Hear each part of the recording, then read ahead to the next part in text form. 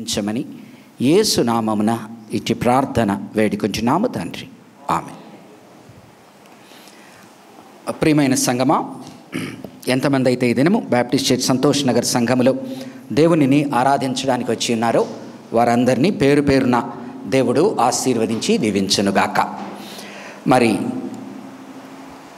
స్వాగతముగా నిన్నటి దినమున నా పుట్టినరోజు సందర్భంగా ఎంతమంది అయితే పెద్దలు కృపతో ఆ యొక్క గ్రూప్ను ఓపెన్ చేసినప్పుడు ఎంతమంది అయితే నన్ను గ్రూప్లోను మరి నాకు టెక్స్ట్ మెసేజ్లు పంపిస్తూ నన్ను విష్ చేశారో వారందరికీ నా కృతజ్ఞతలు తెలియచేసుకుంటున్నాను, వందనాలు తెలియచేసుకుంటున్నాను. నా కొరకు ప్రార్థించమని సవినయముగా వేడుకుంటున్నాను. నిన్నటి దినమున ఈ దినమునకు నేను ఏర్పాటు చేసుకున్న వాక్య భాగము యాక్చువల్లీ ఈ యొక్క 3 వారాలు పాపపు పునాది అనేది మనము ఆదికాండము 3వ అధ్యాయం నుంచి చూసాము. అలాగనే పాపం యొక్క మొట్టమొదటి ఫలము అనే 4వ అధ్యాయము ఆదికాండము చూడాలని ఆశపడ్డాను. అలాగనే పాపపు వ్యాప్తి అనేది నోవాహు దినిలో నుంచి మరి సోదొము గొమొర్రాలు అది చూడాలని నేను ఆశపడి ఆల్రెడీ నా యొక్క సందేశాలని సిద్ధపడి ఉన్నాను. కానీ ఎందుకనో నాకు నిన్నటి దినమున దేవుని ప్రేరేపణ 103వ కీర్తన మీద ధ్యానించాలని అనిపించింది. ఎందుకంటే ఎంతోమంది ఇళ్లలో నేను వారి యొక్క పుట్టిన దినాల్ని ప్రార్థన చేసేయడానికి వెళ్ళినప్పుడు ఈ యొక్క వాక్యాన్ని చదువుతాను. అలాగే నేను నిన్నటి దినమున మా ఇంట్లో పెద్దలైన వృద్ధులైన మా అమ్మతోనూ మా అత్తగారితోనూ వారి ఇంటిలో ఉన్నప్పుడు ఈ యొక్క వాక్యమును తిరిగి మరొకసారి చాలా పాటలు పాడుకొని ఈ వాక్యాన్ని ధ్యానిస్తూ ఉన్నప్పుడు నాకు నా జీవితంలో దేవుడు చేసిన కృపలు నాకు కొట్టొచ్చినట్టుగా కనిపించాయి. చాలా ఆనందం వేసింది కీర్తనను చూస్తున్నప్పుడు. కాబట్టి నాకు అనిపించింది దేవుడు ఆ దినము ప్రేరేపించి ఒక వారం క్రితము ఆ మెసేజ్ మాట్లాడమని నన్ను ఇచ్చాడు. కానీ ఈ దినమునైతే నేను ఈ వాక్యమును మాట్లాడాలనే ప్రేరేపణ నాకు కలిగింది. అందుకని రాత్రి 9 సమయంలో శాంతకుమారి గారికి ఫోన్ చేయడం జరిగింది ఈ యొక్క కీర్తనను మార్చాలని. అప్పుడు శాంతకుమారి గారు ఊర్లో లేరు, పొద్దున్నే వెళ్ళిపోయారట. అందువల్లనే మనం ఈ దినము ఆ యొక్క షీట్ని మనం ప్రిపేర్ చేసుకోలేకపోయాము. తర్వాత పేర్లు కూడా నేను కొంతమందికి ముందరనే నిన్న చెప్పాను, కొంతమందికి చెప్పలేకపోయాను. అందుకని ఈ దినము అదాటుగా చేయవలసి వచ్చినది. కాబట్టి ఈ దినము ధ్యానించబోయేటువంటి 103వ కీర్తన మీ అందరి జీవితాల్లో కూడా ప్రతి ఒక్కరి జీవితాల్లో ఒక్కసారైనా మాట్లాడి ఉంటుందని నేను నమ్ముతాను. ఎంతమందిని ఈ కీర్తన ఆశీర్వదింపజేసిందో ఆనందపరిచిందో చేతులెత్తండి. 103వ కీర్తన కదా, ఎంతమందిని ఆనందపరిచింది? పైనమ్మ ఎవరెత్తట్లేదు కదా. 103వ కీర్తన 91వ కీర్తన చదువుకున్నప్పుడు మనకు ఆదరణ, 103వ కీర్తన చదువుకుంటున్నప్పుడు ఆ కృతజ్ఞత ఆ స్తుతి గీతం తలుచుకున్నప్పుడు ఉప్పొంగిపోతుంది మనసు. ఎందుకని? మనని బట్టి కాదు, దేవుడు ఎంత ప్రేమించేవాడు, దేవుడు ఎంత దయగలిగినవాడు, దేవుడు ఎంత కృపామయుడు, దేవుడు ఎంత ఆకాశమందుండి మనల్ని ఆయన బిడ్డలుగా ఉండాలని ఆయన కోరుకుంటున్నాడు అని ఆలోచించినప్పుడు చూడండి 103వ కీర్తనలో మొట్టమొదటి 6 వచనాలు గనక చూస్తే ప్రేమించే దేవుని గురించి మాట్లాడుతున్నాడు. మిక్కిలి ప్రేమించే దేవుడుగా ఆయన కనపడుతున్నాడు. మన దేవుడు మిక్కిలి ప్రేమించే దేవుడుగా కనపడుతున్నాడు. చూడండి, నా ప్రాణమా యెహోవాను సన్నుతించుము, నా అంతరంగమునున్న సమస్తమా ఆయన పరిశుద్ధ నామమును సన్నుతించుము. ఎందుకు ఈ మాట అంటున్నాడు? నా ప్రాణమా యెహోవాను సన్నుతించుము, నా అంతరంగమునున్న సమస్తం ఆయన పరిశుద్ధ నామమును. దేనండి? ఆయన పరిశుద్ధ నామమును. నన్ను బట్టి కాదు, మన వారిని బట్టి కాదు, ఆయన పరిశుద్ధ నామమును బట్టి. ఎందుకని? ఒక్కొక్కసారి మనము ఆయన పరిశుద్ధ నామమును సన్నిధించడం మరచిపోయి మన జీవితాలలో దేవుడు ఏ ఆశీర్వాదాలైతే ఇచ్చాడో వాటి యందు మనము పడిపోయి వాటిని సన్నుతించేటువంటి ప్రమాదము ఉన్నది కనుక. ఎందుకండి ఈ మాటలు మాట్లాడుతున్నాను? చూడండి, లూకాసు వార్త 12వ అధ్యాయము, లూకాసు వార్త 12వ అధ్యాయము 12వ అధ్యాయము, లూకాసు వార్త 12వ అధ్యాయము 15 నుంచి 21 వచనాల వరకు మనకు విదితమైన వాక్య భాగాన్ని ఒకటి చదువుతున్నాను. చూడండి, 15 నుంచి 21 వరకు. మరియు ఆయన వారితో, యేసు ప్రభు వారితో, మీరు ఏ విధమైన లోభమునకు ఎడమియ్యక జాగ్రత్త పడుడి. ఒకని కలిమి విస్తరించుట వాని జీవమునకు మూలము కాదనెను. అనగా ఒక్కొక్కసారి మన జీవితాల్లో కలిమి విస్తరించినప్పుడు అది మన ఆశీర్వాదానికి మూలము అని మనం అనుకుంటాం. మీరు ఏ విధమైన లోభమునకు ఎడమియక జాగ్రత్త పడుడి. ఒకని కలిమి విస్తరించుట వాని జీవమునకు మూలము కాదనెను. మరియు ఆయన వారితో ఈ ఉపమానము చెప్పెను. ఒక ధనవంతుని భూమి సమృద్ధిగా పండెను. అప్పుడు అతడు, నా పంట సమకూర్చుకొనుటకు నాకు స్థలము చాలదు గనుక నేనేమి చేతును అని తనలో తాను ఆలోచించుకొని, నేను ఇలాగున చేతును. ఆశీర్వదింపబడ్డాడు. ఎంత ఆశీర్వదింపబడ్డాడంటే, తన పంట చేను తన యొక్క భవనాల్లో సరిపోని పరిస్థితి. నా కొట్టు విప్పి వాటికంటే గొప్ప వాటిని కట్టించి అందులో నా ధాన్యమంతటిని, నా ఆస్తినంతటిని కూర్చుకొని ఏమనుకుంటున్నాడు అతను? నా ప్రాణమా, దావీదు కీర్తనలో అయినా నా ప్రాణమా అంటున్నాడు. ఇక్కడ ఈ ధనవంతుడు ధనములో అభివృద్ధి చెందిన తర్వాత అతనికి వచ్చిన ఐశ్వర్యమును, ఆశీర్వాదమును చూసుకొని చిన్న కొట్లను కొట్టివేసి పెద్ద కొట్లను ప్రిపేర్ చేసుకొని ఆయన అంటున్న మాటలు, నా ప్రాణమా, అనేక సంవత్సరములకు విస్తారమైన ఆస్తి నీకు సమకూర్చబడి ఉన్నది. 10 తరాలు కూర్చున్నా కూడా నీకు ఆ కుటుంబానికి తరగదండి అంటాం కదా, అలా సమకూర్చబడి ఉన్నది. సుఖించుము. లోకానుసారమైన ఐశ్వర్యం మనల్ని ఏం చేస్తుందండి? సుఖించుము, తినుము, త్రాగుము, సంతోషించుమని చెప్పుకుందుము అని అనుకొనెను. అయితే దేవుడు, వెర్రివాడా, ఈ రాత్రి నీ ప్రాణము నడుగుచున్నాను, నీవు సిద్ధపరిచినది ఎవని వగునని అతనితో చెప్పెను. దేవుని ఎదుట ధనవంతుడు కాక తన కొరకే సమకూర్చుకుని వాడు అలాగుననే ఉండెనని చెప్పాను. కాబట్టి ఎందుకు మనం సన్నతించాలండి?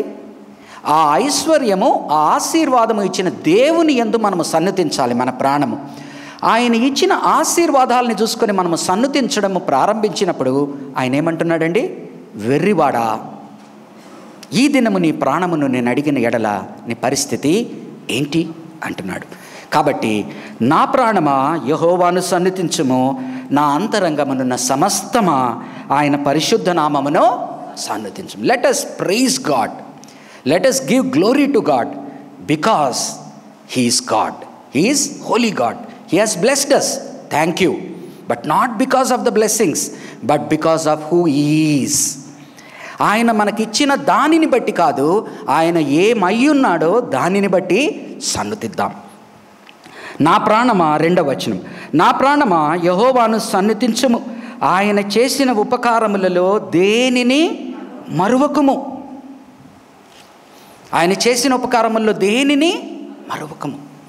మనం చాలాసార్లు దేని మీద కాన్సన్ట్రేట్ చేస్తామండి మన లైఫ్లో? ఒకవైపున దేవుడు చేసిన ఉపకారాలు ఒక పట్టీలో ఉంటాయి, ఇంకొక వైపున మనకు కొంత అపకారాలు జరిగి ఉంటాయి ఈ లోకములో మనుషుల వలన. మనం దేని గురించి ఎక్కువ ఆలోచిస్తామండి చెప్పండి? దేని గురించి ఎక్కువ ఆలోచిస్తాము? దేని గురించి ఆలోచిస్తాం చెప్పండి? ఆయన ఇచ్చిన ఉపకారాలని మర్చిపోతాం.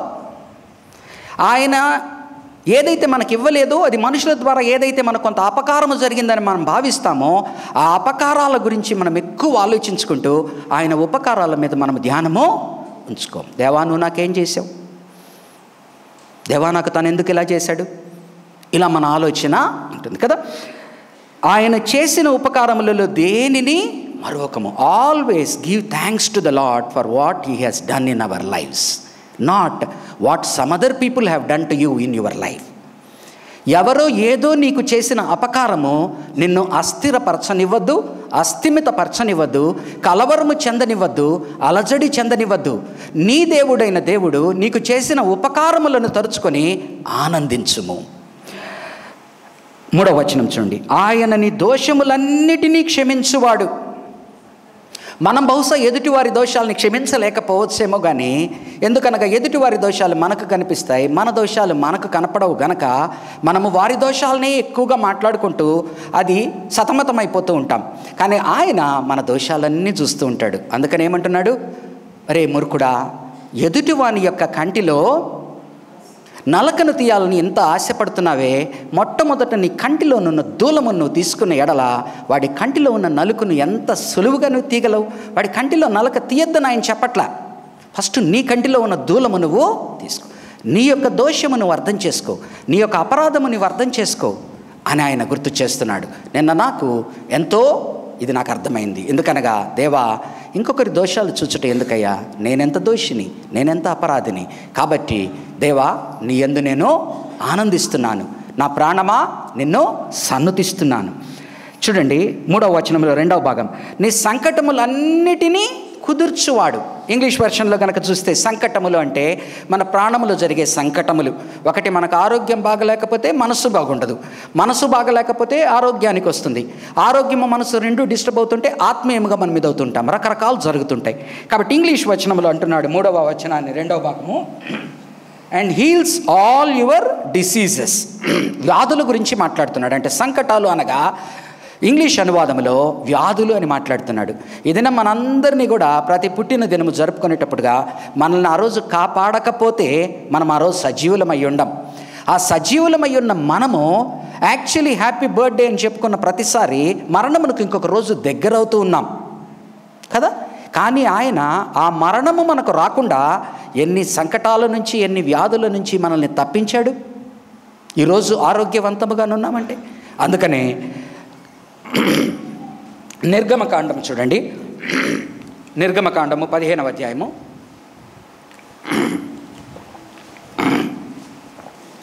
నిర్గమకాండము 15వ అధ్యాయము, నిర్గమకాండము 15వ అధ్యాయము 26వ వచనం చదువుతున్నాను.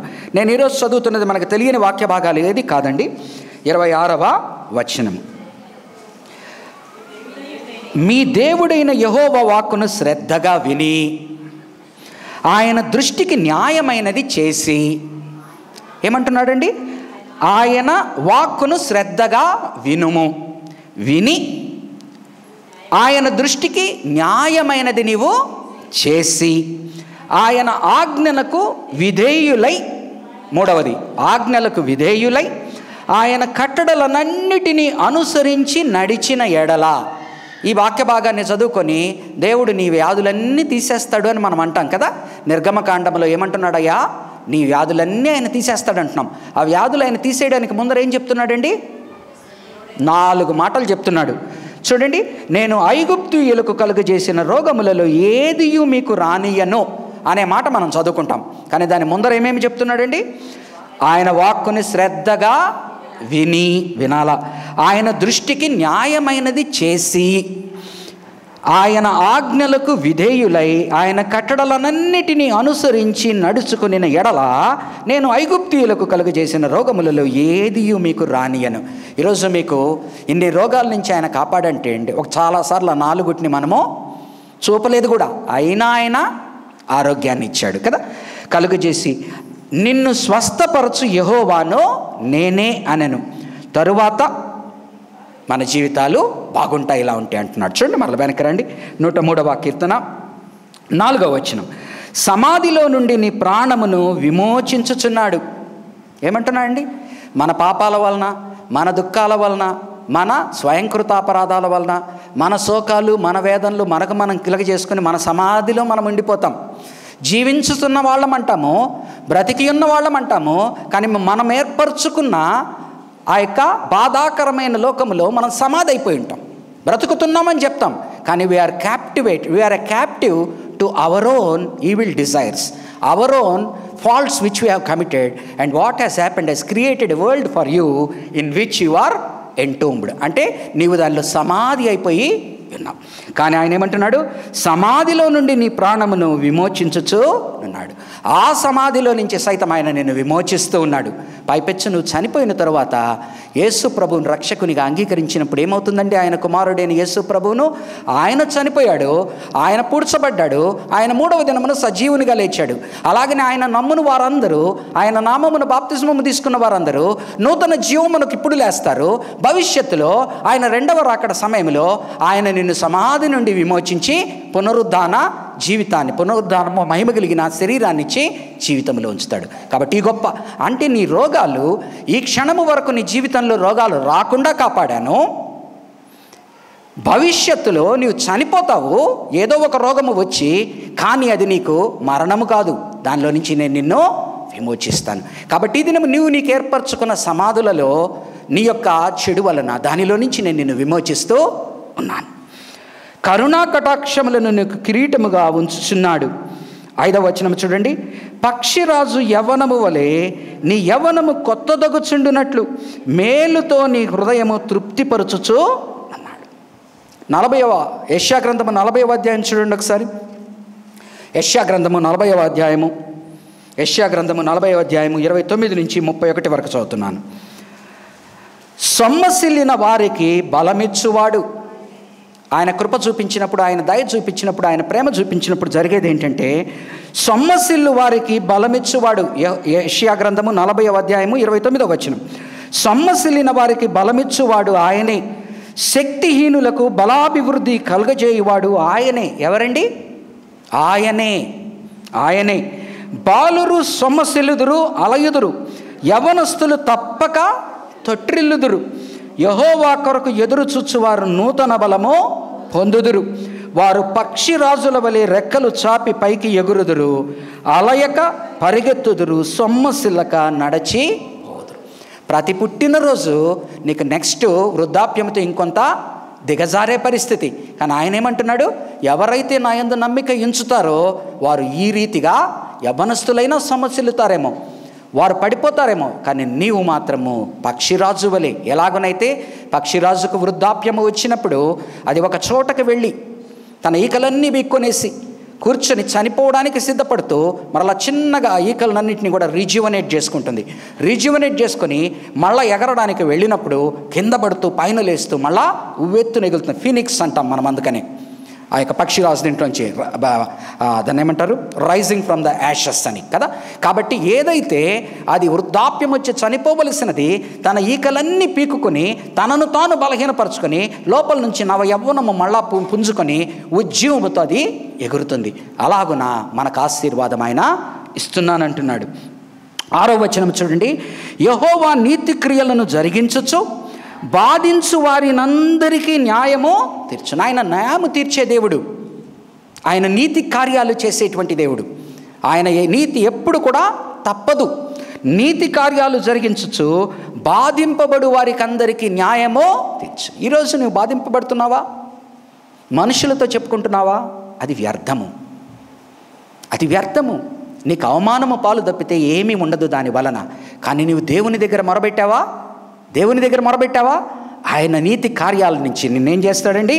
న్యాయము తీర్చు. కాబట్టి సహోదరి సహోదరుడా, ఈ దినం ఆయన ప్రేమించే దేవుడు గనక నీకు బాధలున్నాయా? మనుషులతో చెప్పుకోవద్దు. అన్యాయం జరిగిందా? మనుషులతో చెప్పుకోవద్దు, దేవునితో చెప్పుకో. దేవుడు నీకు న్యాయము చేస్తాడు. దేవుడు నీ బాధలను తీరుస్తాడు. మనుషుల ముందర వెళ్ళి నీవు చెప్పుకుంటే నీకు మిగిలేది లజ్జ, సిగ్గు, అవమానమే. ఆఖరికి దేవునిని ఆశ్రయించు. దేవుడు బహుగొప్పగా నీ బాధలను తీరుస్తాడు, నిన్ను లేవనెత్తుతాడు, దీవిస్తాడు కదా. కాబట్టి ఇది నాతో నిన్న మాట్లాడాడు. దేవా, ఎవరు ఏమి అన్నా ఏమి అనుకున్నా న్యాయము తీర్చే నీవు నాకున్నావు. కాబట్టి దేవా, నా కష్టము కానీ నష్టము కానీ నా బాధ కానీ నా ఆక్రాందన కానీ నేను నీ పాదాల చెంత పెడతాను. నీవు న్యాయము తీర్చే దేవుడవు, నీవు బాధలను తీర్చే దేవుడవు. నా బాధలు నా కన్నీరు నీవు కవిలలో తీసుకుంటావు, దానికి లెక్క నీవు చెబుతావు. మరి ఎవ్వరికి చెప్పను. ఇదే ఆదరణ ఈ దినం మీ అందరూ కలిగి ఉండాలని కోరుకుంటున్నాను. 7 నుంచి 12 వరకు ఈ దేవుడు కృపామయుడు.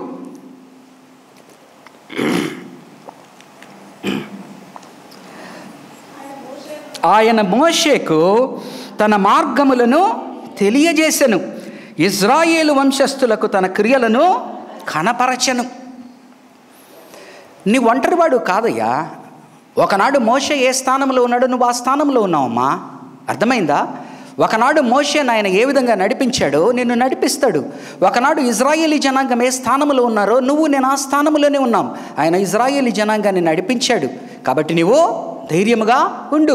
నీ కుటుంబము పట్ల, నీ జీవితము పట్ల, నీ ఉద్యోగము పట్ల, నీ పరిచర్య పట్ల నువ్వు ధైర్యముగా ఉండుము. ఎందుకంటే ఆనాడు మోషేను నడిపించిన దేవుడు, ఆనాడు ఇజ్రాయేలును నడిపించిన దేవుడు నీ దేవుడు అయి ఉన్నాడు కనుక నీకేమి భయము? నీవెందుకు వెరయవలెను కదా. చూడండి, ఎగ్జోడస్ నిర్గమకాండము 33వ అధ్యాయము 13వ వచనం. 33వ అధ్యాయము 13వ వచనం. మోషేతో మాట్లాడుతున్నాడు. కాబట్టి మోషే నీ కటాక్షము, మోషే దేవునితో మాట్లాడుతున్నాడు. కాబట్టి నీ కటాక్షము నా ఎడల కలిగిన ఎడల, నీ కటాక్షము నా ఎడల కలుగునట్లుగా దయచేసి నీ మార్గమును నాకు తెలుపుము. ఎంత గొప్ప ప్రార్థన! తన అన్న అయిన అహరోను దేవుని నుంచి తప్పిపోయాడు. తన ప్రజలైన ఇజ్రాయేలీ జనాంగము విగ్రహారాధనలో తప్పిపోయారు. కానీ వారి కొరకు ఆయన మోకరించి ప్రార్థిస్తూ ఉన్న సమయంలో, అయ్యా ఈ మూకను నేను నడిపించలేనయ్యా, నీ కటాక్షము లేకపోతే, నీవు మార్గము చూపకపోతే నేను నడపలేనంటున్నాడు. చూడండి, నా ఎడల నీ కటాక్షము నా ఎడల కలుగునట్లుగా దయచేసి నీ మార్గమును నాకు తెలుపుము, అప్పుడు నేను నిన్ను తెలుసుకొందును. చిత్తగించుము, ఈ జనము నీ ప్రజలే కదా. ఈ జనము నీ ప్రజలే కదా.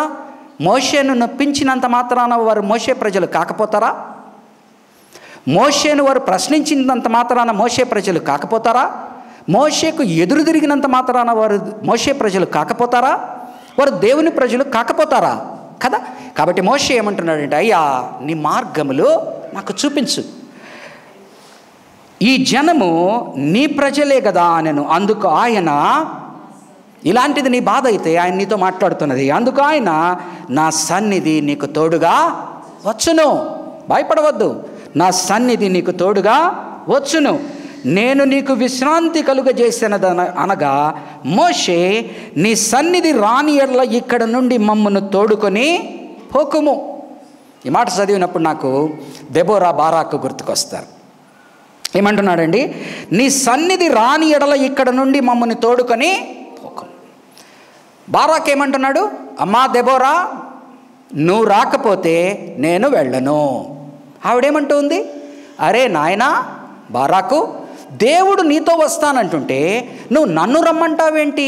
కాబట్టి ఇదనము నువ్వు నన్ను రమ్మన్నావు గనక ఏ ఘనత మహిమ అయితే నీ దేవుడు నీకు ఇయ్యాలనుకుంటున్నాడో అది ఒక స్త్రీ చేతుల్లో పెడతాడు అంటాడు. కాబట్టి ఏమి జరిగింది? ఆ స్త్రీ అయిన డెబోరా హెచ్చింపబడింది, ఆశీర్వదింపబడింది. తర్వాత యాయేలు అనేటువంటి వ్యక్తి, జాయేలు అనేటువంటి వ్యక్తి ఈ యొక్క సిసేరా తప్పించుకొని బారాకు నుంచి పారిపోతున్న సమయంలో ఆవిడ ఆ యొక్క టెంట్ పెగ్, ఆ యొక్క గుడారపు మేకు తీసుకొని కణత మీద కొట్టినప్పుడు, ఆ తర్వాత డెబోరా పాటలో యాయేలు గురించి ఎత్తిపట్టి రాయబడుతున్నారు. అనగా బారాకు, దేవుడు బారాకును బొమ్మంటే బారాకు డెబోరా నువ్వు వస్తే కానీ నేను పోనమ్మా అంటున్నాడు, నువ్వు వస్తే కానీ నేను పోనమ్మా అంటున్నాడు. కానీ మోషే ఏమంటున్నాడు? నీ వస్తే నేను వెళ్తానయ్యా, నువ్వు రాకపోతే నేను వెళ్ళను. కాబట్టి ఎంత తేడా ఉంటుందో చూడండి. తెలిసి తెలియకుండా మనుషుల మీద ఆధారపడడానికి, దేవుణ్ణి తెలుసుకుని దేవుని మీద ఆధారపడడానికి డిఫరెన్స్ ఎంత ఉందో చూసారా కదా. చూడండి 7వ వచనం. ఆయన మోషేకు తన మార్గములను తెలియజేసెను, ఇజ్రాయేలు వంశస్థులకు తన క్రియలను కనుపరచెను. 99వ కీర్తన చూడండి, 99వ కీర్తన 7వ వచనం. 99వ కీర్తన 7వ వచనం. మేము మేఘపు స్తంభములో నుండి ఆయన వారితో మాటలాడెను. ఎలా నడిపించాడంటండి ఇజ్రాయేలీ జనాంగాన్ని? మేఘపు స్తంభములో నుంచి ఆయన వారితో మాటలాడెను, వారు ఆయన శాసనములో అనుసరించిరి. అర్థమైందండి? ఆయన మాట్లాడాడు, వీరు అనుసరించకపోతే ఏం జరుగుతుందండి? ఎక్కడికి పోలేరు. కాబట్టి ఆయన ఇజ్రాయేలీ జనాంగాన్ని నడిపించిన తీరులో మేఘస్తంభంలో నుంచి ఆయన మాట్లాడాడు, వారు ఆయన శాసనాలను అంగీకరించారు కదా. మరలా తిరిగి చూడండి ఇంకొక వాక్య భాగం, 105వ వచనము, 105వ కీర్తన, 105వ కీర్తన 22వ వచనం. 105వ కీర్తన కాదమ్మా, ఒక్క నిమిషం. 106వ కీర్తన 22వ వచనం. 106వ కీర్తన 22. ఎర్ర సముద్రమునొద్ద భయము పుట్టించు క్రియలను చేసిన తమ రక్షకుడైన దేవుని వారు ఎవరిని మర్చిపోయారండి? ఎర్ర సముద్రము దగ్గర భయానకమైన ఎర్ర సముద్రం ముందర నిలబడుకుంటే వెనక భయానకమైన క్రూరమైన ఫరో సైన్యం వెనకబడతా ఉంటే వారు ఎలుగెత్తి మొరలు పెట్టినప్పుడు ఆ యొక్క ఆ సముద్రం 2 పాయలుగా చీరి వాటలు వెళ్ళారు. కానీ అటు పక్కకు వెళ్ళినాక ఏమైందండి? ఈ పాయలు చేసిన దేవుణ్ణి మరచిపోయారు. ఈ పాయలు చేసిన దేవుణ్ణి మరచిపోయారు. కాబట్టి నీ జీవితంలో, నా జీవితంలో, పాత జీవితంలో ఎవరైతే మన పట్ల మంచి చేసి ముందుకు తీసుకెళ్ళాడో ఆ దేవుణ్ణి మనం మర్చిపోయేటువంటి ప్రమాదము మనకు ఉన్నది. ఆయన మేఘస్తంభం నుంచి మోషేను తన మార్గములో నడిపించమని అడిగాడు, నడిపించాడు. ఆయన జనాంగమైన ఇజ్రాయేలీ జనాంగం నడిపించాడు. ఏ విధంగా నడిపించాడు? మేఘస్తంభం నుంచి ఆయన మాట్లాడాడు. ఆ శాసనాలను వీరు విని అంగీకరించి విధేయత చూపారు.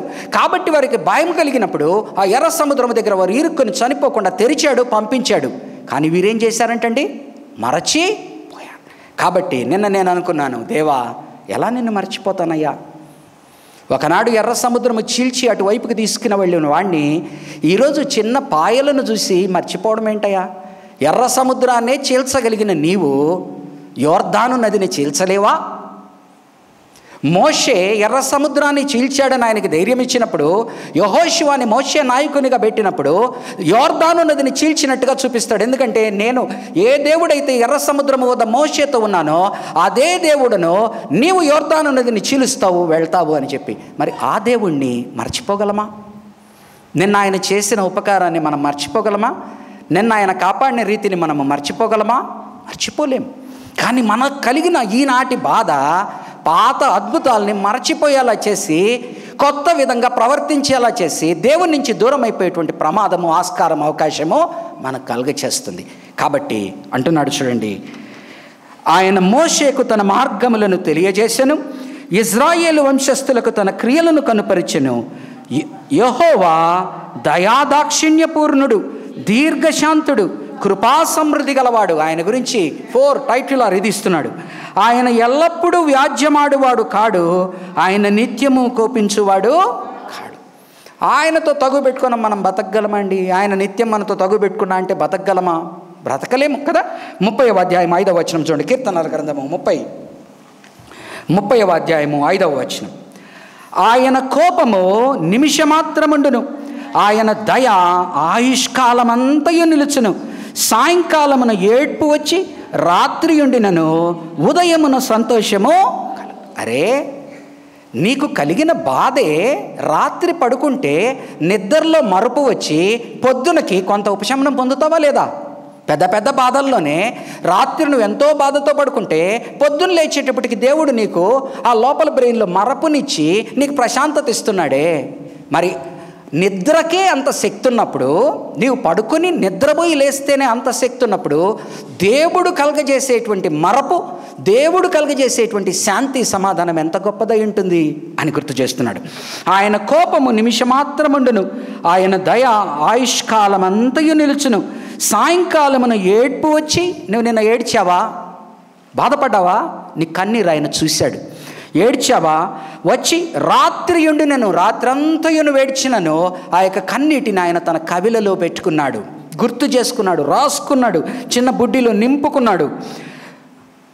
5వ వచనం, ఉదయమున సంతోషము కలుగును. నీ జీవితంలో ఏ బాధ అయినా ఉందా? నిన్న బాధపడ్డావా? ఏడ్చావా? దేవుని దగ్గరికి తీసుకెళ్ళు. దేవుడు దాన్ని చూస్తున్నాడు. దేవుడు నీకు న్యాయము చేస్తాడు. ఉదయాన్న నీకు గొప్ప కార్యము చేస్తాడు.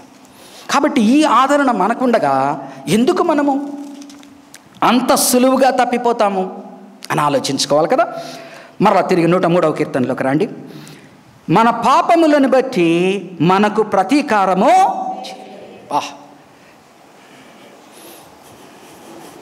చాలాసార్లు నాకు న్యాయం జరగలేదు.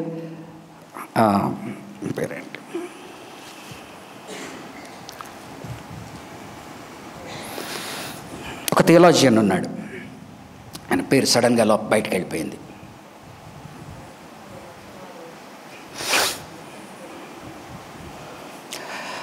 ఆయన అంటాడు, నాకు న్యాయం జరగలేదు అన్నప్పుడు, ఆయన కనుక న్యాయం చేయాల్సి వస్తే, వాడికి న్యాయం జరిగింది నాకు న్యాయం జరగలేదు, వాడికి నాకు న్యాయం జరగలేదంటే, ఆయన న్యాయం చేయాలంటే ఏం చేయాలండి? మన పట్ల అందరినీ చంపేయాల.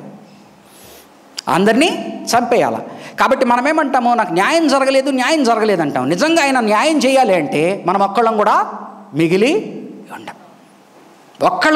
ఉండం. ఇది ఎజ్రా అర్థం చేసుకున్నాడు. ఎజ్రా గ్రంథం చూడండి.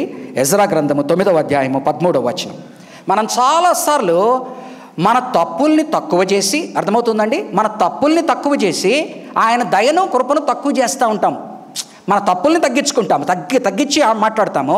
ఆయన మనకేదో న్యాయం చేయడం లేదు అన్నట్టుగా మనం మాట్లాడతాం. కానీ చూడండి 9వ అధ్యాయము 13వ వచనం ఎజ్రా. ఆయన అయితే మా దుష్క్రియలను బట్టి, మా గొప్ప అపరాధములను బట్టి ఈ శ్రమలన్నీ మా మీదకి వచ్చిన తరువాత, మొట్టమొదటి నువ్వు చేయవలసింది ఏంటంటే, నా దుష్క్రియలను బట్టి, నా పాపములను బట్టి ఇది నాకు వచ్చింది, కానీ ఆయన నా జీవితంలో అనవసరంగా తెచ్చింది కాదు. మా దేవుడవైన నీవు మా దోషములకు రావలసిన శిక్షలో కొంచెమే మా మీద ఉంచావు. కొంచెమే మా మీద ఉంచి మాకు ఈ విధముగా విడుదల కలగజేయగా, మేము ఇంత చేసిన తర్వాత ఏం చేస్తున్నాం? మేము నీ ఆజ్ఞలను మీరి ఈ అసహ్య కార్యములను జరిగించిన జనులతో సంబంధములు చేసుకొనిన ఎడల మేము నాశనమగు వరకు శేషమైనను లేకుండునట్లు, తప్పించుకొనుటకు సాధనమైనను లేకుండునట్లు నువ్వు కోపబడదువు గదా. 15వ వచనం. యెహోవా ఇజ్రాయేలీయుల దేవా, నీవు నీతిమంతుడవై ఉన్నావు, అందువలననే నేటి దినమున ఉన్నట్లుగా మేము శేషించి నిలుచుచున్నాము. చిత్తగించుము, మేము నీ సన్నిధిన అపరాధులము గనక నీ సన్నిధిన నిలుచుటకు అర్హులు కామని ప్రార్థించి. నువ్వు దేవుని దగ్గరికి వెళ్ళినప్పుడు ఏమని ప్రార్థన చేయాలని నేర్పిస్తున్నాడు? నేను పాపంలో ఉన్నానని ప్రార్థన చేయాలా? నేను అపరాధంలో ఉన్నానని ప్రార్థన చేయాలా? నాలో అంతా నీతి ఉంది దేవా, కానీ నాకు అన్యాయం జరుగుతుందనే ప్రార్థన ఆయన దగ్గరికి చేరదు. ఎందుకనగా ఆయన మన అపరాధములకు తగినట్లుగా, మన దోషములకు తగినట్లుగా శిక్ష వేయనందువలన మనం ఈ రీతిగా బ్రతికి ఉన్నాము. కానీ మనం ఆయన దగ్గరికి పోయినప్పుడు చాలాసార్లు నేను సరైన వాడినిగా, నాకు న్యాయం జరగనట్టుగా ఆయన దగ్గరికి వెళ్ళి మాట్లాడినప్పుడు ఆయన నవ్వుకుంటాడు కదా. సుంకరి ప్రార్థన కాదా అది? పరిసయ్యుని ప్రార్థన కాదా? ఆయన ప్రార్థన, ఎవరి ప్రార్థన స్వీకరించాడు? ఆయన తనకు తాను జస్టిఫికేషన్ ఇచ్చుకుంటూ, తనవన్నీ, తన పట్టికనంతా చెప్పుకుంటూ, ఇదిగో నేను ఉపవాసం ఉన్నాను, ఇదిగో నేను ఉదయమున్నే లేచి ప్రార్థన చేస్తున్నాను, ఇదిగో నేను ఇది చేస్తున్నాను, ఇదిగో నేను అది చేస్తున్నాను అని చెప్పి అన్నిట్లో నేను తూచా తప్పకుండా ఉన్నాను. కానీ వాడైతే వాడిలాగా నేను లేను. వాడేం చేస్తున్నాడు? సుంకరి, అయ్యా నీ ముందరకు రావడానికి కూడా నాకు అర్హత లేదయ్యా, ఆకాశము తట్టు చూసే అర్హత నాకెక్కడున్నదయ్యా అని తల వంచుకొని నేను దేనికి పనికి రానివాడినయ్యా అని అంటున్నాడు. అప్పుడు అంటున్నాడు లూకాసు వార్తలో, వీడికన్నా వాడు నీతిమంతునిగా ఎంచబడి దేవుడు ప్రార్థనను అంగీకరించి వెళ్ళాను అని. కాబట్టి ఎజ్రా ఏమంటున్నాడంటే, అయ్యా నా పాపాలకు తగిన శిక్ష నువ్వు విధిస్తే ఇట్టుండేవాడిని కాదు. నీవు నా పాపాలని తక్కువగా అంచనా వేసి నీ కృపను హెచ్చుగా చూపించావు కనుక నేను ఏమాత్రమే ఉన్నాను. అయినను నేను ఎలాగున్నానంటే, నేను నీ ఆజ్ఞలను మీరి చెడులో నేనున్నాను. కానీ దేవా, నువ్వు క్షమిస్తూ ఈ శేషాన్ని నువ్వు నిలిపావు. కాబట్టి నీవు నీతిమంతుడవై ఉన్నావు, అందువలననే నేటి దినమున ఉన్నట్లుగా మేము శేషించి నిలుచుచున్నాము. చిత్తగించుము, మేము నీ సన్నిధిన అపరాధులము గనక నీ సన్నిధిని నిలుచుటకు అర్హులు కామని ప్రార్థించు. ఇలాంటి ప్రార్థన మనం దేవుని దగ్గర చేయాలా? నాలో క్వాలిఫికేషన్ ఉంది గనక, అర్థమవుతుంది కదండి. Because I'm qualified I'm blessed కాదు. Though I'm unqualified, God has blessed. That's why I will give thanks to the Lord and I will not complain, but rather be humble and thank God. నీకు అర్హత ఉండబట్టి నువ్వు ఆ స్థానములో లేవు సహోదరుడా. నువ్వు అర్హత ఉండబట్టి ఆ స్థానములో లేవు సహోదరి. నీ పాపము తక్కువై నీ పుణ్యము ఎక్కువ ఉన్నందువల్ల నువ్వు అక్కడ లేవు సహోదరుడా. నీ పాపము తక్కువై పుణ్యం ఎక్కువ ఉన్నందువల్ల నువ్వు అక్కడ లేవు సహోదరి. నా కృపని బట్టి నీవు అక్కడ ఉన్నావు, నా కృపని బట్టి నీవు కొనసాగుతున్నావు గనక ఇంకా నీకేదో జరగనట్టు ఆయన దగ్గరికి వెళ్ళి అలాంటి ప్రార్థన ఆయన స్వీకరించు కదా. కాబట్టి మనకేం నేర్పిస్తున్నాడో చూడండి. 9వ వచనం 10వ వచనం అలా. ఆయన ఎల్లప్పుడూ వ్యాజ్యమాడువాడు కాడు, ఆయన నిత్యము కోపించువాడు కాడు. మన పాపములను బట్టి మనకు ప్రతీకారము, if he has taken revenge on us, none of us will survive even for a moment. ఆయన ప్రతీకారము తీర్చుకునే దేవుడు కాడు, ఆయన ప్రతిఫలం ఇచ్చే దేవుడు. అర్థమవుతుందండి రెండింటి మధ్యన వ్యత్యాసము? పాపమునకు ప్రతిఫలం ఉంటుంది, పాపమునకు పర్యవసనాలు ఉంటాయి. నీవు నేను చేయగలిగినది ఆ పాపాన్ని తీసివేయలేము.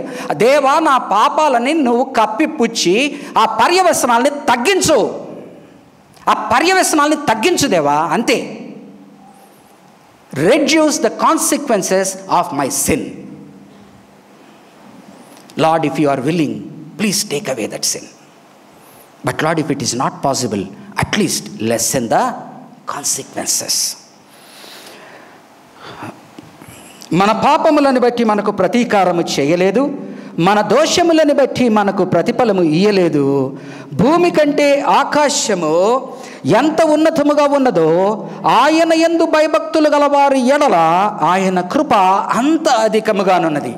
సహోదరి, సహోదరుడా, ఈరోజు దేవుడు నిన్న నాతో మాట్లాడిన మాటలు నేను మీతో మాట్లాడుతున్నా.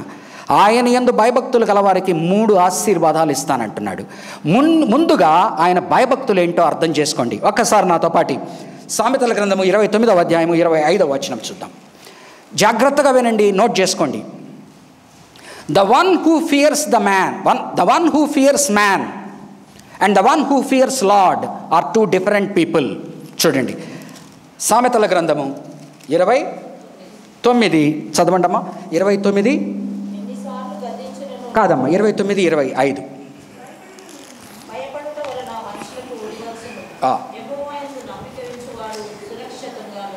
29, 25 మళ్ళీ నేను కూడా చదువుతానమ్మా. Thank you. థ్యాంక్ యూ అమ్మా.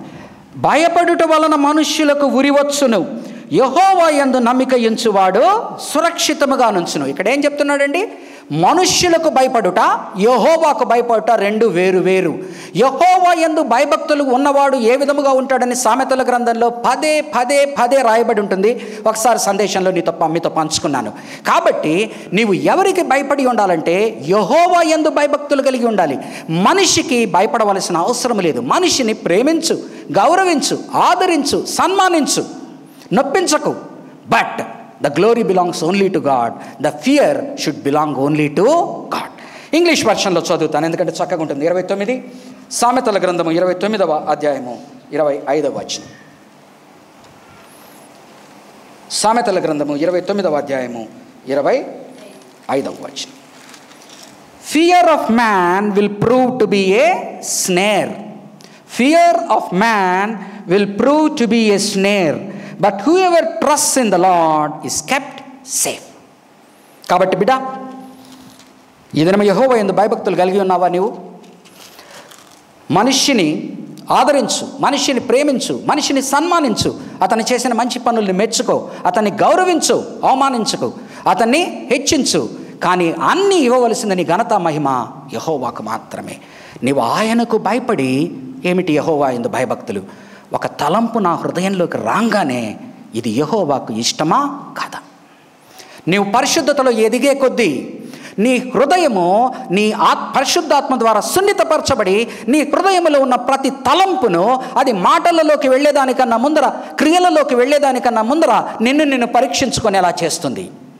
ఆ చేసుకున్నప్పుడు నీ హృదయంలో ఒక తలంపు రాగానే నిజంగా ఇది నేను ఆలోచించవచ్చా? యెహోవా దీని గురించి ఏమనుకుంటున్నాడు? దేవుడు ఇలా ఆలోచిస్తే ఏమనుకుంటున్నాడు? నెక్స్ట్ ఒక మాట వచ్చినప్పుడు తటక్కని మాట్లాడే ముందర, తటక్కని చేసే ముందర ఈ మాటలు నేను మాట్లాడితే దేవుడు నచ్చుతాడా? దేవుడు మెచ్చుతాడా? దేవుడు ఇష్టపడతాడా? దేవుడు నన్ను ఆశీర్వదిస్తాడా? మూడవది కార్యం చేయడానికి చేతులు జల పుడుతూ ఉంటాయి కదా. కాళ్ళు చేతులు ఈ పని చేసేంతవరకు మనల్ని అసహనంగా ఉంటుంది. ఆ సమయంలో చేసేస్తాం. చేసిన తర్వాత దీని పర్యవసనాలు ఏంటి? నువ్వు మనుషులకు భయపడితే మనుషుల దగ్గర తప్పు దొరికావని, మనుషులు దాన్ని కనుక గుర్తుపెడితే ఏమవుతుందని భయపడతావు. కానీ యెహోవా యందు భయభక్తులు కలిగిన వాడు మనిషి గురించి ఆలోచించక వాడి మనసులో తలంపు రాగానే ఇది దేవునికి ప్రియమైనదా కాదా? ఈ మాట నేను మాట్లాడితే దేవునికి ఇష్టమా కాదా? ఈ క్రియ నేను చేస్తే దేవునికి నచ్చుతుందా లేదా? ఇది నాకు శాపముగా పరిగణిస్తుందా అని ఆలోచించి కనుక మనం చేయగలిగితే వారు యెహోవా యందు భయభక్తులు కలిగిన వారు. Am I paining the heart of God? Am I grieving the heart of God? Am I fearing God or unfearing? Am I being kept only by fear of man but not by God? ఈ questions మనలో తరచు రావాలి. ఇలా ఉంటే 3 ఆశీర్వాదాలు నీకు ఇస్తానంటున్నాడు. ఈ దినము ఎవరైతే యెహోవా యందు భయభక్తులు కలిగి ఉండాలని నిర్ణయించుకొని హృదయంలోకి తలంపు రాగానే ఆ తలంపు దేవునికి ఇష్టమా కాదా అని ఆలోచించి తలంపు స్టేజ్లోనే దాన్ని కట్ చేసేస్తే దేవుడు నిన్ను ఆశీర్వదిస్తాడు. రెండవది, నీ హృదయంలోకి ఒక తలంపు రాగానే అది మాటల్లో నువ్వు బయటికి పంపించాలనుకునే ముందరనే ఈ మాట నేను మాట్లాడితే ఇంకెవడో రికార్డ్ చేస్తే దానివల్ల ఏమవుతుంది అన్నదానికన్నా ప్రతి ఒక్కటి దేవుని దాంట్లో రికార్డ్ అయి ఉంటుంది గనక దేవుడు దీన్ని మెచ్చుతున్నాడా నచ్చుతున్నాడా. రెండవది. మూడవది, ఒక క్రియ నేను చేస్తే ఆ క్రియ నేను కప్పిపుచ్చుకుని ఇంకొకటి ద్వారా చేపించినా ఏమి జరిపించినా కూడా ఆ క్రియ దేవుడు పైనుంచి చూస్తున్నాడు గన అతనికి ఇష్టమా లేదా. ఈ 3 గనక మనం అనుదినము గనక గమనించుకుంటే నీవు పరిశుద్ధతలో ఎదుగుతున్నట్టు, నువ్వు యెహోవా యందు భయభక్తులు ఏంటో అర్థం చేసుకున్నట్టు, ఆ మార్గంలో నువ్వు నడుచుకుంటున్నట్టు. అలా నువ్వు నడుచుకుంటే నీకు 3 ఆశీర్వాదాలు. చూడండి, భూమి 11వ వచనం, భూమి కంటే ఆకాశము ఎంత ఉన్నతముగా ఉన్నదో ఆయన యందు భయభక్తులు గలవారి ఎడల ఆయన కృప అంత అధికముగా ఉన్నది. మొట్టమొదటగా ఏమంటున్నా అంటే నీకు ఇచ్చే ఆశీర్వాదము, యెహోవా యందు భయభక్తులు కనుక నీవు కలిగి ఉంటే భూమికి ఆకాశానికి ఎంత దూరం ఎంత తేడా ఉన్నదో ఆయన కృప నీ మీద అంత విస్తారముగా అని ఉంటుంది. నెంబర్ 1, నీవు మనిషి, ఇందాక మళ్ళా చెప్తున్నాను, ఏ మనిషిని అగౌరవపరచవద్దు, ఏ మనిషిని అవమానపరచవద్దు, ఏ మనిషిని పరిహసించవద్దు, ఏ మనిషికి హాని తలపెట్టవద్దు. మనిషిని సన్మానించు, మనిషిని గౌరవించు, మనిషిని ఆదరించు, మనిషిని ప్రేమించు, హక్కున చేర్చుకో. కానీ అతని స్థానం అతనిదే, దేవుని స్థానము దేవునిదే.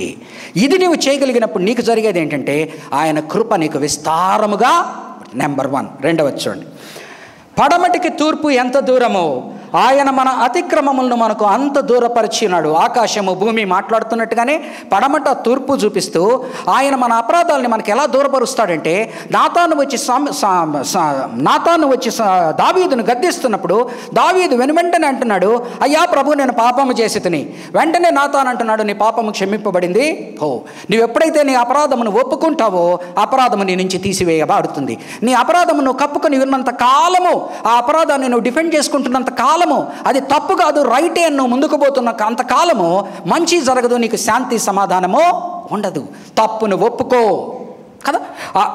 ఆయన మన అతిక్రమములను మనకు అంత దూరపరిచినాడు. చూడండి, రెండవ ఆశీర్వాదం, తండ్రి తన కుమారుల ఎడల జాలిపడునట్లు యెహోవా యందు భయభక్తులు గలవారి ఎడల జాలి. అయ్యా, అందరము జాలి కోరుకునే వాళ్ళమే కదా. నాకు ఎప్పుడు ఈ మాట గుర్తుకొస్తుంది, అయ్యా కొండల తట్టు కన్నులెత్తి చూస్తున్నాను, సహాయము నాకు ఎక్కడ నుండి వచ్చును? యెహోవా నుంచే కదా నాకు సహాయము వచ్చును. దాసురాలు యజమానురాలి చేతి తట్టు చూసినట్టు దాసుడు యజమాని చేతి తట్టు చూచినట్టు నేను యెహోవా చేతి తట్టు, ఆయన తట్టే చూస్తున్నాను. కావలివాడు ఉదయము కొరకు వేచి ఉన్నట్లు అది ఎంత తరసిపోతాడో అలాగ నేను నీ వైపున చూస్తున్నానయ్యా. చూస్తున్నప్పుడు ఆయన ఏం చేస్తాడు? జాలి చూపిస్తాడు. మనుషుల జాలి వ్యర్థం, దేవుని జాలి గొప్పది కదా. కాబట్టి నీ రెండవ ఆశీర్వాదం, యెహోవా యందు తన భయభక్తులు గలవారి ఎడల జాలిపడును. నీవు జాలి పడాలనుకుంటున్నావా? నీ దీనమైన పరిస్థితులు ఇంకొకరికి చెప్పుకున్నంత మాత్రాన్ని నీకు జాలి రాదు. సిగ్గే వస్తుంది, లజ్జే వస్తుంది, అవమానమే వస్తుంది. ఎందుకంటే ఈ దినము నీతో ఉన్నవారు, నీ మాట విన్నవారు, ఈరోజు నిన్ను వెనక వేసుకు వచ్చిన వారు రేపు వెనక వేసుకు రాకపోవచ్చు. మరొకటి ఏమవుతుందంటే నీకు అవమానం జరుగుతుంది. అది దేవుని దగ్గరికి వెళ్ళావనుకో, దేవుడు ఎవరికీ చెప్పడు నువ్వు ఆయనతో చెప్పుకున్నది. ఆయన ఏం చేస్తాడు? నీ మీద జాలి పడతాడు, గొప్ప కార్యాలు నీకు చేస్తాడు. కాబట్టి రెండవ ఆశీర్వాదం, యెహోవా యందు భయభక్తులు గల వారికి ఆయన విస్తారమైన కృప ఇస్తాడు. నెంబర్ 1. రెండవది, దాన్ని ఏమంటారు? లెక్కలేనంత జాలి చూపిస్తాడు. మూడవది చూడండి, మనము నిర్మించిన రీతి ఆయనకు తెలిసే ఉన్నది, మనము మంటివారమని ఆయన జ్ఞాపకము చేసుకొనొచ్చు నున్నాడు. నరుని ఆయువు గడ్డి పువ్వు వలె ఉన్నది, అడవి పువ్వు పూయినట్లు వాడు పూయును, దాని మీద గాలి వేచగా అది లేకపోవును, ఆ మీదట దాని చోటు దానిని ఎరుగదు. ఎవరమండి మనము? అడుగుతానండి అందరినీ, మీ తాత పేరు ఎవరికైనా తెలుసా? ఇక్కడ మీ తాత పేరు ఎవరికైనా తెలుసా? 250 ఏళ్ళు కూడా కాల, ఆయన మీకే తెలీదు, మా తాత పేరు నాకే తెలీదు. నువ్వు నేను పోయిన తర్వాత మన మనవడు గుర్తుపెట్టుకుంటాడన్న నమ్మకం కూడా లేదు. కానీ మన ప్రవర్తన, మన జీవన శైలి ఎలా ఉంటుంది? బ్రతికి ఉన్నంత కాలము మనమే సమస్తం అనుకుంటాం కదా, మనమే సమస్తం. అందుకని ఆయన అంటున్నాడు, అరే బిడ్డా, నిన్న నాతో మాట్లాడినమాట, అరే బిడ్డా, నీకన్నా ముందర ఎంతమంది పోయారు, నీకన్నా ముందర ఎంతమంది ఉన్నారు, నువ్వే పాటి వాడవి. మీ తాత పేరు నీకు గుర్తుందా? లేదు కదా. మరి నీ పేరు గుర్తుందని నువ్వెందుకు అనుకుంటున్నావు? కానీ మనము నిర్మింపబడిన రీతి ఆయనకు తెలిసే ఉన్నది. మనము మంటివారమని ఆయన జ్ఞాపకము చేసుకొనిచున్నాడు. మంటితో తీయబడ్డాము, మట్టిలోకి వెళ్ళిపోతాము. ఆ తర్వాత ఎవరు 2 తరాలు పోతే మనల్ని ఎవరు పట్టించుకోరు. అక్కడ హై రైజ్ బిల్డింగ్ వచ్చేస్తుంది, అదే సిమెట్రీలో, నోబడీ విల్ కేర్. మనము మంటివారమని ఆయన జ్ఞాపకం చేసుకొనిచున్నాడు. నరుని ఆయువు గడ్డి పువ్వు వలె ఉన్నది, అడవి పువ్వు పూయినట్లు వాడు పూయును. మామూలు పువ్వు కూడా కాదు, నీ ఇంట్లో నీ పెరట్లో పూచిన రోజా పువ్వును నువ్వు చూస్తావు కనీసం. అడవి పువ్వును ఎవరు చూస్తారండి? అర్థమవుతోందా? అడవి పువ్వు ఎక్కడో wild flower, nobody sees. But in your garden నీవు ఎరువు వేసి చేసుకున్న రోజా పువ్వు 2 రోజులు బాగా ఉంటుంది. దాన్ని నువ్వు అందంగా చూసుకుంటావు, మహా అయితే తలలో పెట్టుకుంటావు. నీ గురించి నా గురించి ఏం మాట్లాడుతున్నాడు? నీవు రోజా పువ్వు కూడా కాదు, అంటే కల్టివేట్ చేసిన రోజు నువ్వు అడవి పువ్వు కదా. అడవి నరుని ఆయువు గడ్డివలెనున్నది, అడవి పువ్వు పుయ్యునట్లు వాడు పుయ్యును, దాని మీద గాలి వేచగా అది లేకపోవును. 90వ కీర్తన చూడండి, 90వ కీర్తన 3-6 వచనాలు. మోషే తరచూ చదువుకుంటూ ఉంటాం. మనల్ని మనము హో హా హీ హో అనుకుంటున్నప్పుడు నా ఉద్దేశము ఇవన్నీ చదువుకోవాలా. మన గురించి మనం హా హో హీ హా అనుకుంటుంటాం. ఏమనుకుంటుంటాం మన గురించి? నేను కొద్దిగా ఇదైతే మళ్ళీ కొద్దిగా మనం అప్పులో ఉన్నామంటే ఎక్కడ అసలు కాలరు. కొద్దిగా ఇదేమంటే అంటే ఏంటి? మనం ఎంత వీక్ కదా. కాబట్టి దేవుడు మనకు గుర్తు చేస్తున్నాడు, బిడ్డ నువ్వు నా బిడ్డవు, నేను ప్రేమిస్తున్నాను. కానీ నీకన్నా ముందర ఎంతోమంది వచ్చారు, వారిని ప్రేమించాను. వారందరూ ఇప్పుడు ఎక్కడ ఉన్నారు నీకు గుర్తులేదు, కానీ నాకు గుర్తున్నారు. అలాగనే నీవు గుర్తుండబడాలనా? చూడు 90వ అధ్యాయము 3-6. నీవు మనుష్యులను మంటిగా మార్చుచున్నావు, నరులారా తిరిగి రండని నీవు సెలవిచ్చుచున్నావు. నీ దృష్టికి 1000 సంవత్సరములు గతించిన నిన్నటి వలెనున్నవి, రాత్రి ఎందల యొక్క జాము వలెనున్నవి. వరద చేత నైనట్లు నీవు వారిని పారగొట్టివేయగా వారు నిద్రింతురు. పొద్దున వారు పచ్చగడ్డి వలె చిగురింతురు, ప్రొద్దున అది మొలిచి చిగురించును, సాయంకాలమున అది కోయబడి వాడబారును. నీ కోపము వలన మేము క్షీణించుచున్నాము, నీ ఉగ్రతను బట్టి దిగులు పడుచు కదా. ఇదే మన జీవితాలు. ఇప్పుడు 3వ ఆశీర్వాదం. మీ ముత్తాత నిన్ను మీ ముత్తాత నీకు గుర్తులేడు, మీ ముత్తాత తాత అసలు గుర్తులేదు. నీ మనవళ్ళు కూడా దేవునికి గుర్తుండాలని నీవు కోరుకుంటున్నావా? నీ పిల్ల తరములు ఆశీర్వదింపబడాలనుకుంటున్నావా? నాతో నిన్న మాట్లాడిన మాటలు దేవుడు, నేను రక్షింపబడి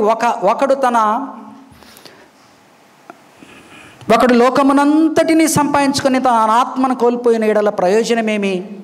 అలాగనే నాకు వచ్చిన ప్రశ్న, ఒకడు సమస్త పరిచర్య చేసి, గొప్ప పరిచర్య చేసి, తనకు తాను సేవకుడిగా అనుకొని తన కుమారులు కుమార్తెలు 3వ తరం పైనుంచి చూసేటప్పటికి దేవుని యందు లేకుండా భ్రష్టులైపోయి ఉంటే, ఒకడు తన లోకమంతటిని సంపాదించుకొని తన ఆత్మను కోల్పోయిన ఎడల ఏమి ప్రయోజనమో, ఒకడు సమస్తము తన జీవితకాలంలో పరిచర్య చేసి తన కుమారులు కుమార్తెలు మనవులు మనవరాళ్ళు వచ్చేటప్పటికి దేవుని యందు లేకపోతే నీవు చేసిన పరిచయం. అవును నిజమే, రక్షణ నీది కాదు, నీ కుటుంబాన్ని నీవు రక్షించలేవు, నీ కుటుంబాన్ని వెదిగించలేవు, దేవుడే చేసేది. కానీ ఆయన ఈరోజు నీకు ఇస్తున్న వాగ్దానం చూడండి, 17వ వచనం. ఆయన నిబంధనను గైకొనుచు ఆయన కట్టడలను అనుసరించి నడుచుకుని వారి మీద నువ్వేమేమి చేయాలయ్యా అమ్మా?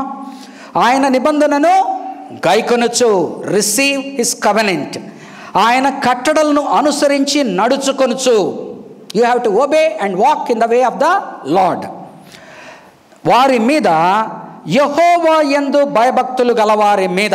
3వది, ఆయన కృప యుగ యుగములో. ఇందాకేమంటున్నాడు? గడ్డిపోచ్చా నిన్న పూస్తుంది, రాత్రికి సాయంకాలానికి వెళ్ళిపోతుంది. ఏమంటున్నాడు? యెహోవా యందు భయభక్తులు గలవారి మీద ఆయన కృప యుగ యుగములు.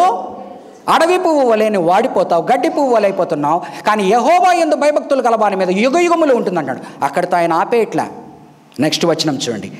ఆయన నీతి వారికి పిల్ల తరమున. మనకు కావాల్సింది ఇదే కదండి. మన బిడ్డలు ఆశీర్వదింపబడాలని కదా, తర్వాత బిడ్డలు ఆశీర్వదింపబడాలని కదా.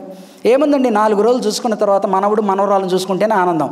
ఎంత 5 ఏళ్ళు 6 ఏళ్ళు 10 ఏళ్ళు చూసుకుంటాం, ఆ తర్వాత వెళ్ళిపోతాం కదా కదా. ఆ తర్వాత ఏంటి ఆనందం? పైకి వెళ్ళిన తర్వాత మరలా వాళ్ళు పైకి నా దగ్గరికి వస్తారా లేదా, లేకపోతే నేను కిందకి వెళ్ళి వాళ్ళతో ఉంటానా లేదా. వాళ్ళు తప్పిపోయినారనుకో, వాళ్ళు నరకానికి వెళ్ళారనుకో, అక్కడికి ఇక్కడికి ఆకాశమునకు భూమికి ఉన్న అగాధం ఉన్నది, దానిని ఎవరు దాటలేరు. జీవమునకు మరణమునకు ఉన్నది. కాబట్టి ఎవరండి నా ఆనందం? ఎవరు? నా దేవుడు, నా దేవుడు, నా పిల్లలు, నా పిల్లల పిల్లలు. అందరికీ మీ అందరికీ అదేనా అండి? వేరేనా కదా?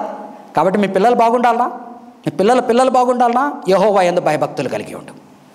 యెహోవా యందు భయభక్తులు కలిగే వారి మీద ఆయన కృప యుగయుగములు ఉండును. వ్యక్తిగతంగా ఆయన కృప నీ మీద ఉంటుంది, పర్సనల్ బ్లెస్సింగ్. ఆయన నీతి ఎక్కడి నుంచి వస్తుందమ్మా? ఒక్కడును నీతిమంతుడు లేడు, ఏ పాపమును లేదు, ఏ భేదమును లేదు. పాపము చేసి అందరూ దేవుడి మహిమ నుంచి తప్పిపోయారు. కానీ ఆయన చూపిన కృపామయుడైన ఆయన కుమారుని యందు నీతి ఉన్నది. ఆ నీతి మనకు ఆపాదింపబడుతున్నది. కాబట్టి మన కుమారులకు కుమార్తెలకు ఏమిస్తానంటున్నాడు? నీకు యుగయుగములు కృప ఇస్తానంటున్నాడు. ఆ యుగయుగముల కృప ఎలా విస్తరింపబడుతుంది, ఎలా చూస్తావంటే, ఆయన నీతి వారికి పిల్ల పిల్ల తరమున నిలుచును. అడవి పువ్వు ఏమంటుందండి? మట్టిలో వచ్చింది, మట్టిలో కలిసిపోయింది. ఇక్కడ ఏమంటున్నాడు? నిలుచును, తరతరములో నిలుచు, యుగ యుగములో నిలుచును. అది చదివిన తర్వాత నాకు ఎంతో ఆనందం వేసింది. దేవా, thank you Lord. Whatever I do, I will be with the fear of the Lord. So that Lord, I might not see my children, I might not see my children's growth, but if I have the fear of the Lord in my heart, and if I question my thoughts and take care about those thoughts, and if I take care of my words and be very careful about it and be gracious about my words and not using వేషధారణ కపటం లేకుండా కృపగలిగిన పలుకులు మాట్లాడుతూ నేను ధైర్యముగా స్థైర్యముగా నిజము పలుకుతూ ముందుకు వెళితే నా క్రియలు చేయాలని నేనెన్నో చేయగలను. చేతులు జిల, కానీ నేను చేయను దేవా. నీకు ఇష్టం లేనిది ఏది నేను చేయను. నీవిచ్చిన అధికారం అంతా కూడా, నీవిచ్చిన శక్తి అంతా కూడా, నీవిచ్చిన బలమంతా కూడా నన్ను నేను తగ్గించుకోవడానికి, నిన్ను హెచ్చించడానికే కానీ నీ నామమునకు అవమానం తెచ్చే తలంపు కానీ, మాట కానీ, చేష్ట కానీ నేను చేయను దేవా. కాబట్టి దేవా, నేను ఇలాగనుంటాను గనక నా పిల్లల్ని గుర్తు చేసుకోయ్యా, నా మనవాళ్ళని గుర్తు చేసుకోయ్యా, నా మనవరాళ్ళని గుర్తు చేసుకోయ్యా. నేను గుర్తు లేకపోయినా పర్వాలేదు, వారికి నువ్వు ఉంటే చాలయ్యా. నేను గుర్తు లేకపోయినా వాళ్ళకి పర్వాలేదు, నీ ఉంటే వారికి చాలయ్యా. ఇది నేను నా ప్రార్థన. ఆఖరిగా ఇది చదివి ముగించుకుందాం. దేవుడు ఆకాశమందున్నాడు, నీవు భూమి మీద ఉన్నావని మర్చిపోకు. ఆకాశమందున్న దేవదూతలు సైతం చేస్తున్న పని ఏంటో చూడండి. యెహోవా ఆకాశమందు తన సింహాసనమును స్థిరపరిచి, he is on the heaven on his throne. Never ever think we're on the throne. He is on the throne and he is in the heaven. ఆయన అన్నిటి మీద రాజ్య పరిపాలన చేయుచున్నాడు. ప్రతి ప్రభుత్వము ఆయన నిర్ణయం లేకుండా, ఆయన నియమము లేకుండా రాదు. ప్రతి అధికారము ఆయన నియమము నిర్ణయం లేకుండా రాదు. కానీ అన్నీ కూడా ఆయనే వాటిని కంట్రోల్ చేస్తున్నాడు. అన్నిటి మీద రాజ్య పరిపాలన చేస్తున్నాడు. ఎవరైతే నాకు ఇచ్చిన అధికారము, దేవుడు నన్నుంచిన స్థానము, ఆయన తన నిర్ణయాన్ని ఆయన పరిపాలనలో నేను భాగము అని అర్థం చేసుకున్నప్పుడు, నా పరిపాలనలో ఆయన భాగము కాదు. జాగ్రత్తగా వినండి. నా పరిపాలనలో ఆయన భాగము కాదు, ఆయన పరిపాలనలో నేను భాగమై ఉన్నాను అనుకున్నప్పుడు ఆయన అన్నిటి మీద రాజ్య పరిపాలన చేయించినాడు. ఇప్పుడు యెహోవా దూతలారా, ఇంగ్లీష్లో కనుక చూస్తే ఓ లార్డ్స్ ఏంజల్స్, యెహోవా దూతలారా, ఆయన ఆజ్ఞకు ఏమిస్తున్నాడు? ఆజ్ఞకు లోబడి ఆయన వాక్యము నెరవేర్చు బలశూరులారా. నీకు బలం ఎలా వస్తుంది? వాక్యాన్ని చదివి ఆ వాక్యాన్ని నెరవేర్చినప్పుడు నీ మజిల్స్ ఫ్లెక్స్ అవుతాయి. You will become a 6-pack man. Okay. ఆయన ఆజ్ఞకు లోబడి ఆయన వాక్యము నెరవేర్చు బలశూరులారా, ఆయనను సన్నుతించుడి. Praise be to the Lord by hearing to the word of God and heeding to the word of God and obeying according to the word of God by walking so. ఆయనను సన్నుతించుడి యెహోవా సైన్యములారా. మొట్టమొదట యెహోవా దూతలారా, రెండవది యెహోవా సైన్యములారా, ఆయన చిత్తము నెరవేర్చు ఆయన పరిచారకులారా. నీవెవరై ఉండాలయ్యా? నీవెవరై ఉండాలమ్మా? పరలోకమందున్న మా తండ్రి, నీ నామము పరిశుద్ధపరచబడునుగాక, నీ రాజ్యము వచ్చునుగాక, నీ చిత్తము పరలోకమందు నెరవేరునట్లు భూమి మీదనూ నెరవేరునుగాక. అంటే ఏంటి? ఆయన రాజ్యం అక్కడ ఉంది, ఇంకా ఇక్కడ రాలా. ఆయన చిత్తము పరలోకంలో నెరవేరుతుంది, ఇక్కడ ఇంకా నెరవేరలా. ఎవరయ్యా అమ్మ నెరవేర్చేది? అన్యులు నెరవేరుస్తారా? నువ్వు నేనే కదా నెరవేర్చాల్సింది. కాబట్టి అంటున్నాడు, యెహోవా సైన్యములారా, ఆయన చిత్తము నెరవేర్చు ఆయన పరిచారకులారా, మీరందరూ ఆయనను సన్నుతించుడి. చెప్దామా? దేవునికే ఘనత మహిమ. నోరులు తెరిచి చెప్దామా? దేవునికే ఘనత మహిమ. దేవుడు స్తుతింపబడునుగాక. నా ప్రాణమా యెహోవాను సన్నుతించెదను, నా ప్రాణమా యెహోవాను సన్నుతించెదను. మీరందరూ ఆయనను సన్నుతించుడి.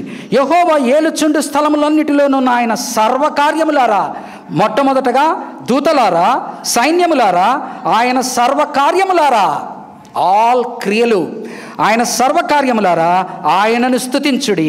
ఆఖరగా ఇంత గొప్ప దేవదూత సమూహం ఆయన్ను సన్నుతిస్తుండగా నేనే పాటి వాడను? నా ప్రాణమా, నా ప్రాణమా యెహోవాను సన్నుతించు, నా ప్రాణమా యెహోవాను సన్నుతించు. ఆయన చేసిన ఉపకారములలో దేనిని మరొక. నా ప్రాణమా యెహోవాను సన్నుతించు, నాలోనున్న సమస్తమా ఆయన పరిశుద్ధ నామమును సన్నుతించు. ప్రార్థన చేసుకుని, పరిశుద్ధమైన దేవానైనా, నీ కృపాభరితమైన హస్తాలకు నైనా, నీ యొక్క గొప్పతనము, నీ యొక్క ఘనత, మహిమ, ప్రభావము అయినప్పటికీ నీవెంత దయగల దేవుడవు, ఎంత కృపగల దేవుడవు, ఎంత ప్రేమగల దేవుడవు. ఆకాశమందుండి సైతము నాయన నాలాంటి వాడిని సైతం నువ్వు చూస్తూ గుర్తుపెట్టుకుంటూ, అడవి పువ్వు వలె రాలిపోవలసిన వాడిని నాయన, మట్టిలో కలిసిపోవలసిన వాడిని అయినా నన్ను నీ యందు గనుక భయభక్తులు ఉంచితే చాలంటున్నావు. నీ నిబంధనను గైకొని నీ ప్రకారముగా విని నడుచుకుంటే చాలంటున్నావు. అయ్యా, యుగ యుగములు నీ కృప నా మీద ఉందంటున్నావు. యుగ యుగములు నీ కృప నా మీద వ్యక్తిగతంగా ఉంటుందని, అది నాయన నీ నీతి నా పిల్ల తరముల మీద ఉంటుందంటున్నావు. కాబట్టి నాయన ఇక్కడ కూర్చున్న ప్రతి ఒక్కరి మీద నీ కృప యుగ యుగములు ఉండునుగాక. నాయనా, నీ యొక్క నీతి వారి పిల్ల తరములకు ఎల్లప్పుడూ ఉండునుగాక. ఆమేన్.